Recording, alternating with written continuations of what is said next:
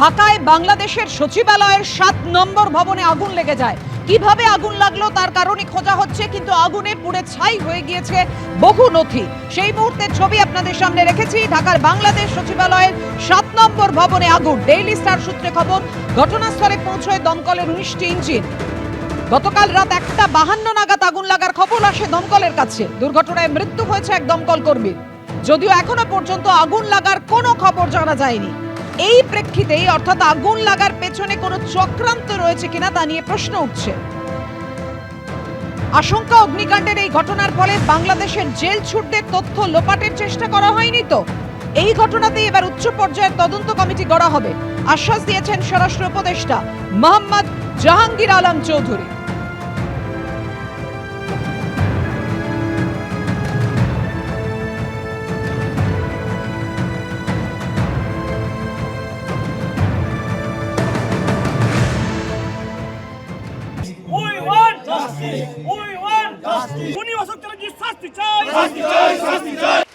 নিজের নার্সিং হোমে মত্ত অবস্থায় অস্ত্রোপচার করেছেন তৃণমূলের চিকিৎসক বিধায়ক, যার জেরে মৃত্যু হয়েছে তৃণমূলেরই এক পঞ্চায়েত সদস্যার।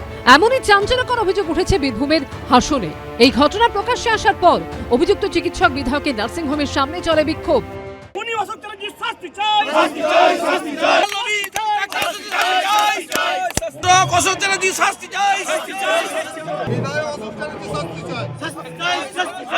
স্থানীয় সূত্রে খবর, গত সোমবার হাসনের তৃণমূল বিধায়ক ও চিকিৎসক অশোক চট্টোপাধ্যায় নার্সিংহোমে ভর্তি হন শাহপুর পঞ্চায়েতের তৃণমূল সদস্যা সুজাতা মুখোপাধ্যায়, যিনি তারাপীঠ মন্দির কমিটির সভাপতি ও স্থানীয় তৃণমূল নেতা তারাময় মুখোপাধ্যায়ের স্ত্রী।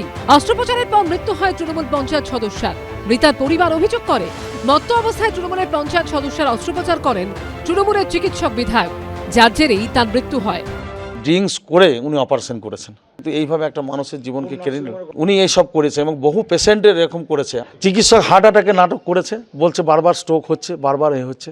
এগুলো যাচাইয়ের দরকার আছে, কারণ সেখানে একটা মানুষের জীবন নিয়ে খেলা হচ্ছে। সেখানে ব্লাড আর কেটে দিয়ে রক্তক্ষরণে মারা গেছে, বেপরোয়া ডাক্তার।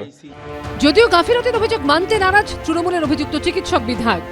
আবার ওটিতে নিয়ে গেছি, ওটি নেওয়ার পরে ওর বুকে ব্যথা, বমি করতে করতে হার্ট অ্যাটাক হয়। স্টেবল করা হয়, করে আমরা ওকে শিফট করি আইসিইউয়ে। আইসিইউ আবার পরপর প্রায় 3 বার অ্যাটাক হয়। প্রত্যেকবারই আমরা সফল হয়েছিলাম আবার হার্ট চালু করতে, সব ঠিকঠাক করতে। 5th টাইম আবার অ্যাটাক যেটা হলো তাতে আর সার্ভাইভ করানো গেল না। তৃণমূলের চিকিৎসক বিধায়কের বিরুদ্ধে ওঠা অভিযোগকে হাতিয়ার করেছে বিজেপি। যে কোনো মৃত্যুই অত্যন্ত দুঃখ এবং বেদনাদায়ক। এই ঘটনার পূর্ণাঙ্গ তদন্তের দাবি করছি এবং এর সঙ্গে যে বা যারা যুক্ত তারা যে যাই হোক, তাকে রং বাদ দিয়ে, দল বাদ দিয়ে তাদের ব্যবস্থা হওয়া উচিত, তাদের আইনত ব্যবস্থা হওয়া উচিত, আইনের আমলে তাদের আসা উচিত। সূত্রের খবর, তৃণমূলের চিকিৎসক বিধায়কের বিরুদ্ধে নালিশ জানাতে তৃণমূল শীর্ষ নেতৃত্বের দ্বারস্থ হতে চলেছেন সদ্য স্ত্রীহারা তৃণমূল নেতা। ভাস্কর মুখোপাধ্যায়ের রিপোর্ট, এবিপি আনন্দ, বীরভূম।